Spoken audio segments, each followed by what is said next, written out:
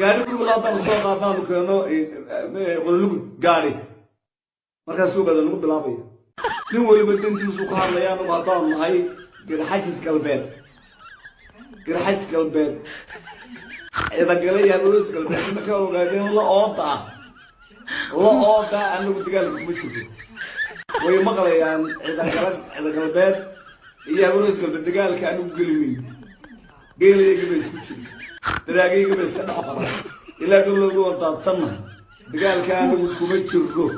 gelimayno ma dhacmayo dhicin garxajis galbeed marka la yiraahdo waa idin salaamaya qabaylka meesha degan nabad kula noolaada qabaylka meesha degan nabad kula noolaada dagaalka gelimayno waxaan nabaad ku leeyahay war saddexaad